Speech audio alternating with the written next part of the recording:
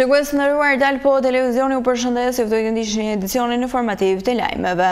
Dasma libohovite tradicionale është rikthyer, duke sjellë kështu më shumë gjallëri në qytetin e Libohovës.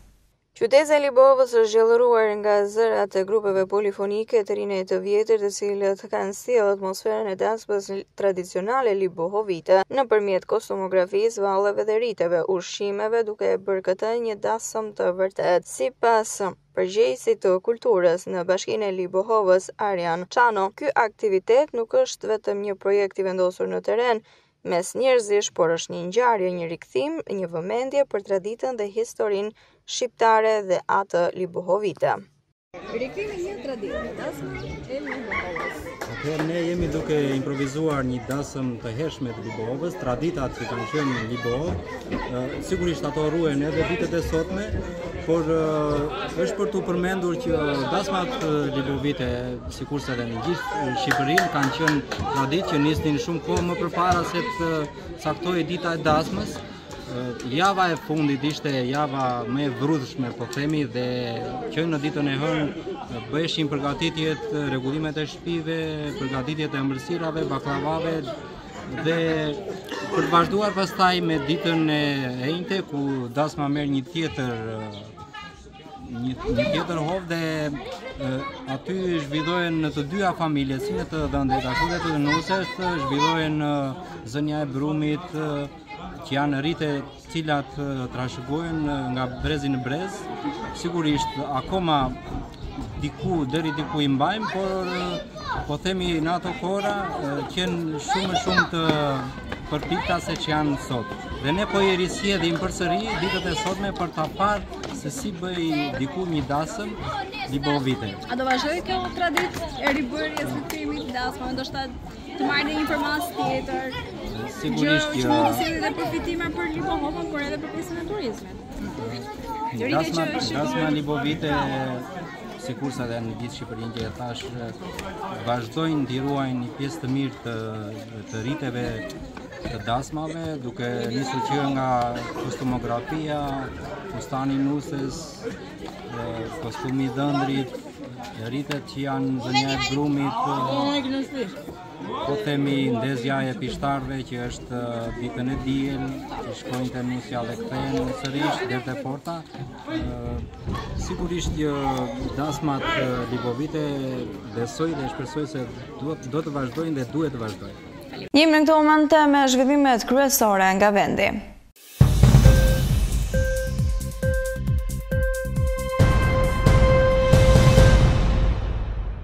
Ekonomia shqiptare vjen të shfaq një shenjë të qëndrueshme të ekonomisë sipas të dhënave të publikuara nga Instati. Produkti i brendshëm bruto në terma real u rrit me 3.39% në 3 muajin e parë të vitit 2025, krahasuar me të njëjtën periudhë të një viti më parë. Referuar të dhënave, kontributi më i madh në këtë rritje i përket sektorit të administratës publike, arsimit dhe shëndetësisë, i cili shënoi një rritje të ndjeshme prej 18.92%, duke kontribuar në 2.24 pikë përqindje në totalin e brendshëm bruto. Kjo rritje lidhet ngushtë me rritjen e shpenzimeve publike, investimeve që ka bërë qeveria në arsim. Po ashtu, sektori i pasurive të paluajshme që ka një trend pozitiv. Edhe grupi i tregtisë, transportit dhe akomodimit ka shënuar një rritje prej 2.12%. Në krahasim me 3 muajin e 4 të vitit 2024, prodhimi i brendshëm bruto i përshtatur sezonalisht shënoi një rritje me 0.65%. Të dhënat e Instatit tregojnë se konsumi final i popullatës ka shënuar një rritje prej 2.47%.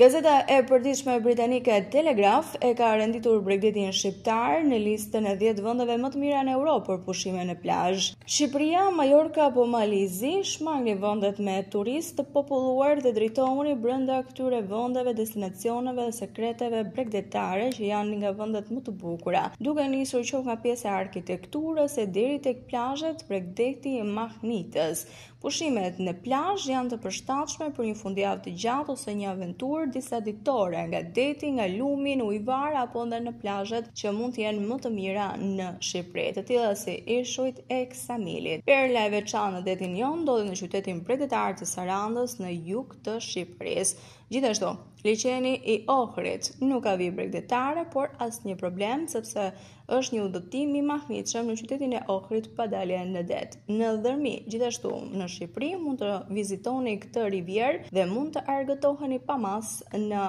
gjithë bizneset që ofrohen në këtë të fundit. Liçeni i Shkodrës, liçeni më i madh i Evropës Jugore dhe një rezervat natyror i mbrojtur që rrethohet nga male dramatike karstike me xhami, ishuj dhe gjire të fshehura, manastire e të tjera si këto, është shumë i nevojshëm për një pushim sa më relaksues. Këto janë disa nga vendet që ofrohen nga Telegraf që mund të vizitohen në Shqipëri fare mirë.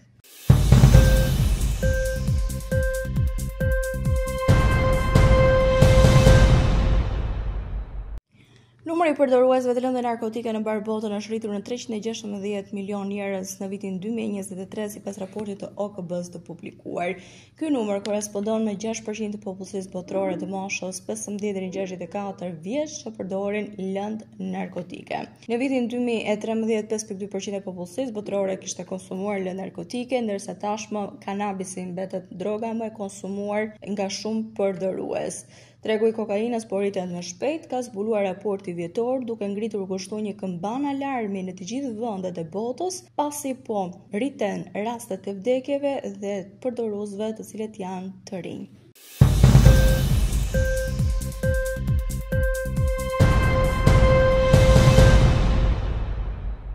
Samitin e NATO-s, presidenti turk Recep Tayyip Erdogan e përdori për të përcjellë dhe mesazhe të qarta. Armë pushimi mes Izraelit dhe Iranit duhet të bëhet i përhershëm dhe të vendoset pushim zjarri në Gazë, në mënyrë që të lehtësohet kriza humanitare në enklav. Zyra e Erdoganit njoftoi se gjatë samitit kreu i shtetit turk ka zhvilluar bisedime me udhëheqësit e Francës, Gjermanisë dhe Britanisë. Bisedime të cilat janë folur edhe për tensionet rajonale, lidhje dypashe. Ai është takuar edhe me shefin e shtëpisë së bardhë, Donald Trump.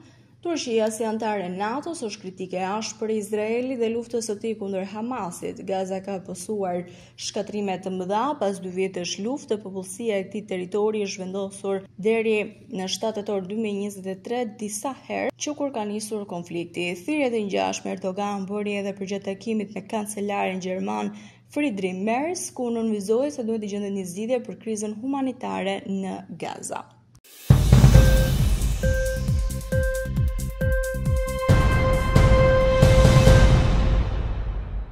Ishte gjithçka e përgatitur për këtë edicion informativ lajmesh. Unë ju falenderoj për vëmendjen tuaj. Bashkë mirupafshim.